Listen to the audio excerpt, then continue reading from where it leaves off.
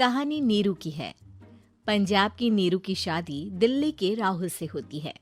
दिल्ली कितना बड़ा शहर है ना, लेकिन आप लोगों का घर तो बहुत छोटा है। हमारे पंजाब में तो ये बड़े बड़े घर होते हैं कि मजा ही आ जाता है। कोई बात नहीं नीरू, मैं भी तुम्हारे लिए बहुत बड़ा मकान बनाऊंगा बहुत जल्दी। नीरू के पिता जहाँ पंजाब के जाने माने व्यापारी थे, वहीं उसका पति राहुल दिल्ली में एक सिंपल नौकरी करता था। माँ, यहाँ तो घी मक्खन इतना महंगा है कि क्या बताऊं। मैं तो तरस ही जाती हूँ घी खाने के लिए। नीरू की माँ को ये सुनकर बहुत दुख होता है। मेरी बेटी को घी नसीब नहीं हो रहा है और ये बहू यहाँ बैठकर घी में शक्कर डाल रही है। देख वनिता, मैं साफ कह रही हूँ, इस घर में जितना घी आएगा उतना ही मेरी बेटी के घर दिल्ली भी जाएगा। अरे ये क्या बात होती है माँ जी? बेटी का उतना ही करो जो अच्छा लगे। अब क्या मायके से घी और मक्खन तक की सप्लाई करोगी आप? हाँ, मेरी बेटी किसी चीज को तरसे मुझसे बर्दाश्त नहीं होता।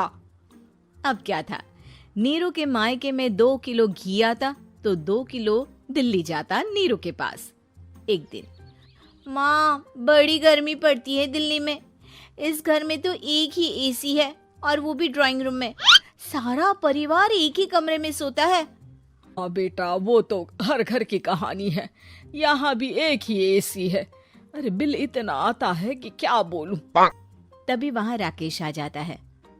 माँ, थोड़ी देर में यहाँ कुछ प्लम्बर आएंगे मेरे कमरे में एसी लगाने। जरा ध्यान से लगवा देना ना माँ। ओए, ऐसे कैसे तेरे कमरे में एसी लगेगा? हाँ राकेश, एक बार बात तो कर लेता। अरे पापा, वो वनिता को गर्मी में नींद नहीं आती। ड्राइंग रूम में सबके साथ सोने में वो अनकंफर्टेबल है, इसलिए। अरे पूरे परिवार के साथ वहाँ तेरी बहन नीरू भी तो सोती है। वो नहीं हो रही क्या अनकंफर्टेबल? समझ रहा है ना? अगर एसी लगेगा तो एक दिल्ली में तेरी बहन के कमरे में भी लगेगा, तभी तू लगा सकेगा। राकेश वनिता को सारी बात बताता है। वनिता करती भी क्या, मन मार कर बैठ जाती है। माँ, ये लोग ठीक नहीं है, क्या करूं मैं? अरे बेटी, यहाँ आ जा, तू यहाँ आकर रह ले। अरे छोड़ दे ऐसे पति को। कैसे छोड़ दूं माँ? समाज क्या कहेगा, लोग क्या कहेंगे? वैसे भी मेरा एक बेटा है मयंक। अरे हटा बेटा, तेरी उम्र ही क्या है, इतनी परेशान रहेगी तो काम कैसे चलेगा। खैर, बात आई गई हो जाती है। माँ को लगता है कि नीरू ठीक है, तो वहीं नीरू के मन में एक ही लाइन चल रही होती है, यहाँ आजा। माँ ने तो बोल ही दिया है कि यहाँ आजा।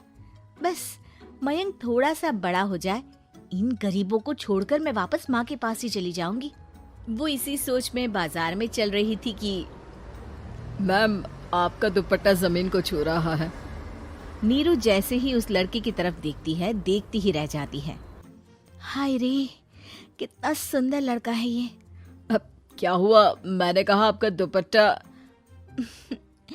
तो खुद ही उठाकर दे दो ना। लड़का समझ जाता है कि नीरू उस पर फिदा हो चुकी है। वो उससे उसका नंबर लेकर चला जाता है। अब क्या था, नीरू और रोहित में लगातार बातें होने लगती है। मैं हरियाणा का रहने वाला हूँ, यहाँ एक बड़ी कंपनी का मैनेजर हूँ। अच्छा, और कितने बच्चे हैं तुम्हारे? बच्चे? अरे मेरी तो शादी भी नहीं हुई है। तुम बताओ, शादी करोगी? नीरू शर्मा जाती है। अब लेकिन मैं तो पहले से ही शादीशुदा हूँ। मुझे फर्क नहीं पड़ता, बस तुम शादी कर लो, भाग चलते हैं। बहुत पैसे वाला हूँ मैं, हमेशा खुश रखूंगा तुम्हें। नीरू रोहित से मिलकर सारा प्लान बना लेती है और फिर एक दिन घर से भाग जाती है। दोनों शादी कर लेते हैं। शादी के बाद, क्या बात है नीरू, तुम्हें परेशान सा देखता हूँ, सब ठीक तो है ना? हाँ हाँ, सब ठीक है।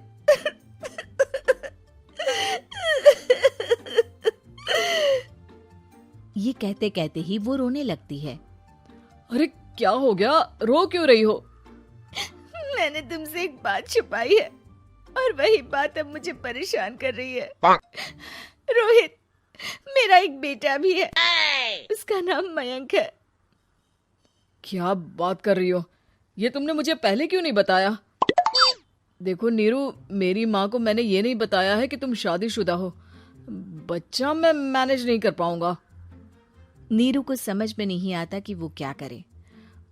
तुम उस बच्चे को अपनी माँ को क्यों नहीं दे देती? नीरू चुपके से माँ को फोन करती है। माँ, क्या मयंक को तुम रख सकती हो? बेटा, मैं राकेश के साथ बात करती हूँ। आखिर घर का बेटा वही है, जो वो बोलेगा। वैसे भी बेटा, तूने जो किया है ना, उसके बाद से पूरा घर तेरी बुराई कर रहा है। मैं भी अब किसी से तेरे लिए लड़ नहीं सकती।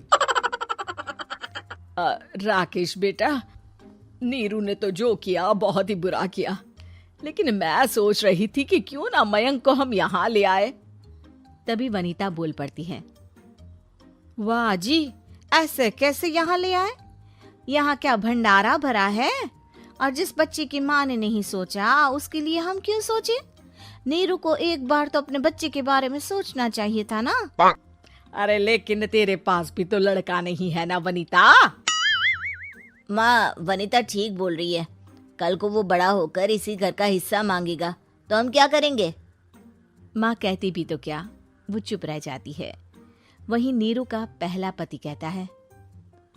माँ, अगर आज भी वो वापस आ जाए तो मैं उसे माफ कर दूंगा। बेटा, गरीबी चीज ही ऐसी है, क्या करेगा? तू तो अब मयंक का सोच। वो बेचारा तो बिना माँ का हो गया। मयंक के खातिर तू दूसरी शादी कर ले बेटा। लोगों के लाख समझाने के बाद नीरू के पहले पति की शादी रिद्धि से हो जाती है, जिसके पहले पति से 2 बच्चे होते हैं। देखो जी, मैंने शादी सिर्फ बच्चे के खातिर की है। मैंने भी शादी सिर्फ बच्चों के खातिर की है। वहीं नीरू के दूसरे पति के मन में ये बात घर कर जाती है कि नीरू एक मासूम बच्चे को उसके खातिर छोड़ कर आई है। अब देखो नीरू, मुझे लगता है कि जो औरत अपनी कोख का बच्चा छोड़ सकती है, वो तो कुछ भी कर सकती है। कल को तुम्हें मुझसे अच्छा कोई मिल गया तो तुम तो मुझे भी बाय बाय कर दोगी ना। नीरू को अब उसका दूसरा पति ताने देना शुरू कर देता है। तंग आकर नीरू उसके यहाँ से भागकर अपने पहले पति के पास चली जाती है, लेकिन ससुराल में क्या लेने आई है नीरू, मयंक को? नहीं नहीं सासू माँ, मुझसे गलती हो गई, मुझे माफ कर दीजिए। नीरू, अब वक्त खत्म हो गया है, मेरी शादी हो चुकी है। तो छोड़ दो ना उसे, हमारा बच्चा है। मैं आपको अपनी माँ नहीं मानता, मेरी नहीं मान तो बात अच्छी है। नीरू मयंक की बात सुनकर समझ जाती है कि उसके पास अब ना आसमान रहा ना ही जमीन।